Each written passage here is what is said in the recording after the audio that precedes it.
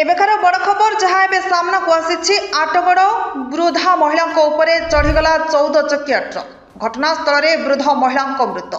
टांगी चौदार ब्लॉक कखड़ी बजार निकट में घटी एभली घटना।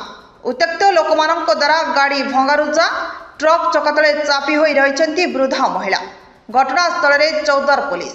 आउ थे कही रखुछु आठगड़ वृद्धा महिला चढ़ीगला 14 चकिया ट्रक। घटनास्थल में वृद्धा महिला मृत।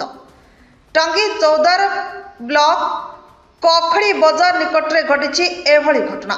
उत्त्यक्त लोक द्वारा गाड़ी भंगारुजा ट्रक चक तले चापी हो रही वृद्धा महिला। घटनास्थल में चौदार police. Bureau report Harshika media.